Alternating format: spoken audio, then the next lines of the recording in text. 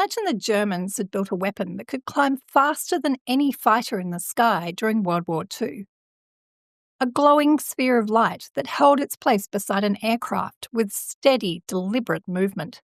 Something that responded to every turn as if it was reading the pilot's mind, then slipping away by rising straight up into the darkness without a sound. If a machine like that had existed in 1944, the war would have changed overnight. It would have been a revolutionary leap in aerial warfare, a piece of impossible engineering that no Allied scientist had even dreamt of. But of course, the Germans didn't build anything like it, and yet Allied pilots kept seeing exactly that. Not constantly, but often enough that it couldn't be ignored.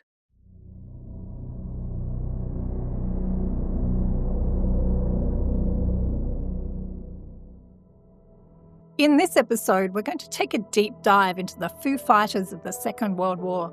By the end, we'll look at the conclusion tucked inside the wartime intelligence files, the quiet line of thinking that kept appearing every time the investigators tried to explain these sightings.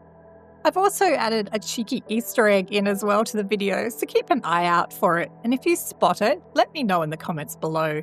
And if you enjoy mysteries shaped by real witnesses and real history like this, don't forget to like and subscribe. The Foo Fighters weren't rumours or memories altered or softened over time. They were written into mission logs by pilots who usually avoided reporting anything unusual. Their reputation mattered.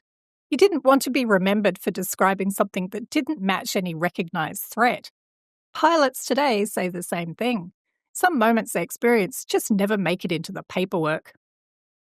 I think this reluctance makes the wartime reports stand out. These men described what they saw while their engines were still cooling outside. The lights were too clear, too controlled, and too close to ignore. The Foo Fighters story begins with the earliest sightings, long before anyone had given them a name.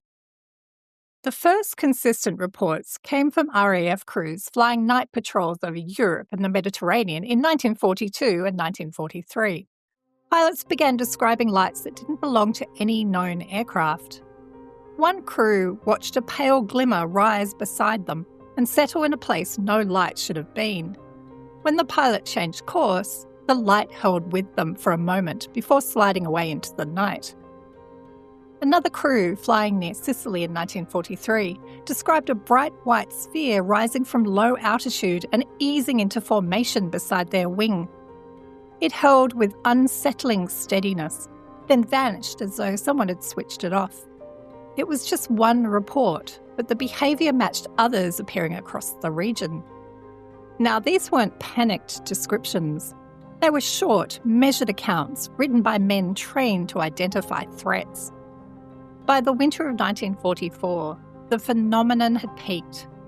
The 415th Night Fighter Squadron, flying over France and Germany, recorded some of the most detailed encounters of the war. Lieutenant Edward Schluter and his radio operator, Lieutenant Donald Myers, were on a routine intercept when two vivid orange lights appeared ahead of them. The glow was steady and deep.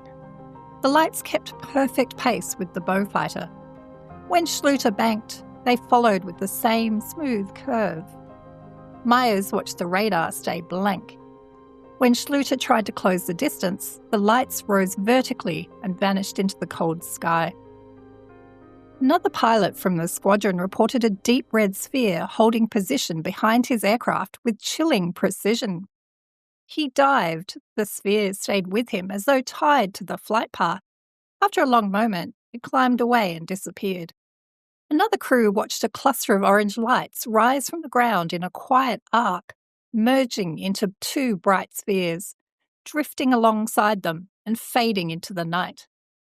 By December, the squadron's intelligence officer, Lieutenant Fred Ringwald, had forwarded more than a dozen incidents to the 12th Tactical Air Command. The reports were now too consistent to dismiss. These weren't flashes or tricks of exhaustion. These were prolonged, controlled encounters. Pilots hesitated to report anything that didn't match a known threat. Several admitted they'd paused before mentioning the lights, Not because their memories were unclear, but because they didn't want to be remembered for describing something so unusual. Even so, the clearest encounters made their way into mission logs and intelligence summaries. After landing, some crews compared notes quietly in the briefing room. It wasn't official, but it helped them judge whether they'd seen something isolated or part of a larger pattern. And by late 1944, the pattern was unmistakable. Bright, self-lit spheres were pacing aircraft with deliberate ease. The tone of the written report stayed neutral. There was no exaggeration, just the details. It was Lieutenant Donald Myers who gave the phenomenon its name. He borrowed the word Foo from the Smokey Stover comic strip, which the squadron often read. The name stuck. So Ringwald began compiling formal lists of the incidents for higher command. As the reports grew, intelligence officers examined them with methodical care. Altitude, weather, duration, movement, radar contact. The summaries described lights that didn't appear on radar, yet moved as though aware of the aircraft beside them. Nothing matched flares or tracer fire. Their behaviour was too controlled. After the war, captured Luftwaffe research archives revealed nothing resembling the lights the 415th described. No secret weapon, no prototype, not even a rumour of one.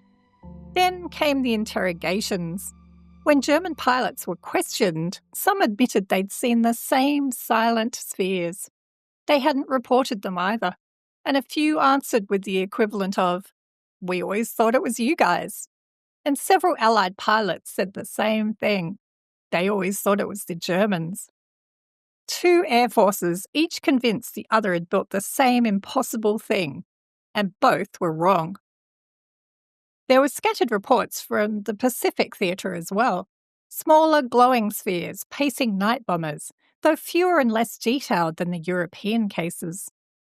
Several explanations were suggested, and each fell apart under scrutiny.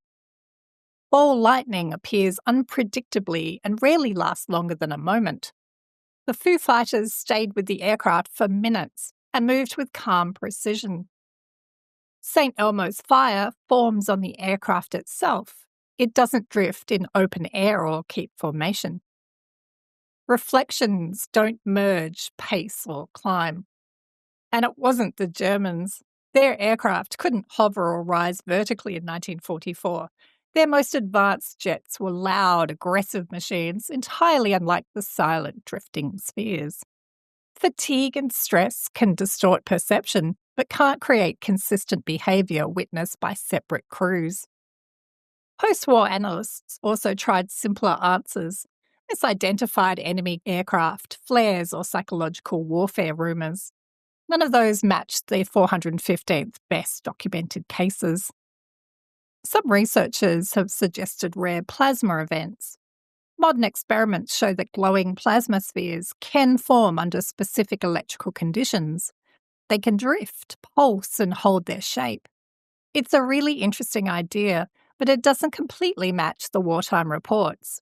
The Foo Fighters held position, mirrored turns, and climbed with deliberate control that plasma hasn't been yet shown to replicate.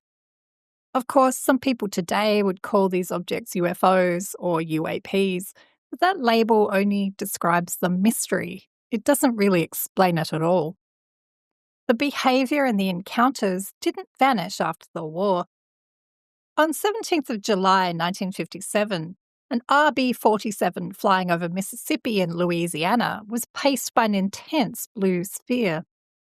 The aircraft's electronic equipment detected a signal from the object. At one point, ground radar also registered it. The sphere stayed with the aircraft for several minutes before rising vertically and disappearing.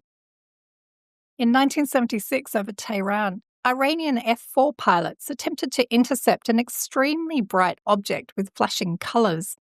Smaller luminous spheres appeared to separate from it, one moving towards an interceptor. Radar and onboard instruments registered the object's movements. In 2019, Navy personnel aboard the USS Omaha filmed a dark spherical object above the Pacific before it descended into water. This is a pretty famous case, and the Pentagon later confirmed the video was genuine footage taken by Navy crew. And in the 1990s, airline captains flying over South America reported bright spheres that approached at remarkable speed, held a steady place beside them, and climbed into the upper atmosphere until they vanished.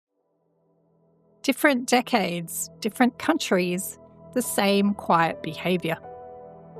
When you place the wartime sightings beside the later aviation cases, a quiet pattern appears. The objects show up when nothing should be moving, hold a steady place with patient ease, and leave in ways no known aircraft can match. The reluctance of pilots to speak out only strengthens their credibility. These weren't men looking for attention. They were trained observers protecting their reputations. So, after months of reports and quiet frustration, intelligence didn't deliver a neat answer on the Foo Fighters. Different reports used different phrasing. The conclusion was always the same. The lights were unidentified, they weren't German, and they'd shown no sign of hostile intent. The war didn't explain the Foo Fighters, and it didn't contain them.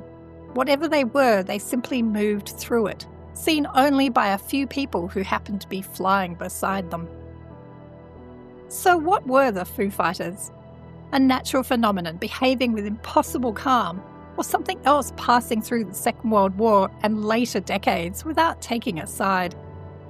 The pilots who saw them were trained observers with every reason to stay quiet, and yet they spoke out, which makes their accounts difficult to dismiss. Today we'd call them UAPs. In the 40s, they didn't even have a name for them. Thanks for watching, and did you spot the Easter egg? Let me know in the comments below. And if you enjoyed this video, don't forget to like and subscribe, and consider joining as a channel member. I'll see you next time.